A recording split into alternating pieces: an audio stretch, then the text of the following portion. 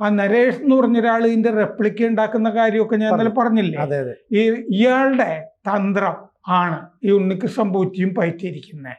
Replica ഉണ്ടാക്കുക, ഈ മൂല സംഗതി, അതായത് ശരിക്കുള്ള വാതില് കടത്തുക, ഇതിന്റെ റെപ്ലിക്ക ഉണ്ടാക്കുക, മാതൃക.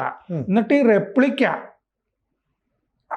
വെച്ചിട്ട് ഇയാൾ എന്താ ചെയ്തിരുന്നതെന്ന് വെച്ചാൽ, ആർക്കിയോളജിക്കൽ സർവേ ഓഫ് ഇന്ത്യ ഇവിടുന്ന് വിഗ്രഹം പോലെ എന്തെങ്കിലും കടത്തുമ്പോൾ ആർക്കിയോളജിക്കൽ സർവേ ഓഫ് ഇന്ത്യയുടെ സർട്ടിഫിക്കറ്റ് വേണം.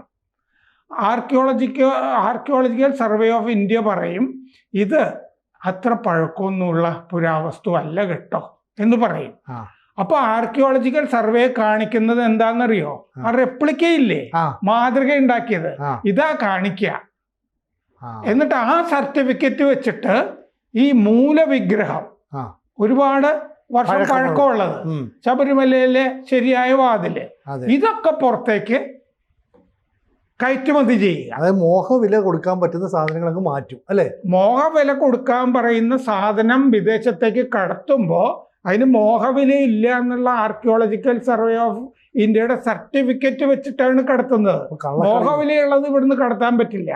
പക്ഷെ ആർക്കിയോളജിക്കൽ സർവേ ഓഫ് ഇന്ത്യ കാണിക്കുന്നത് ഈ അനുകരണ മാതൃക, റെപ്ലിക്ക, അതുണ്ടാക്കിയിട്ടാണ് കാണുന്നത്.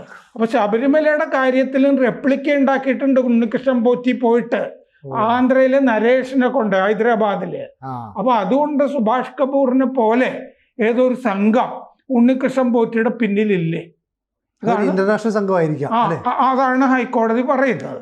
കൂടുതൽ വാർത്തകളും വിശേഷങ്ങളും നിങ്ങളിലേക്ക് എത്താൻ ABC മലയാളം സബ്സ്ക്രൈബ് ചെയ്യുക, ബെൽ ബട്ടണും അമർത്തുക.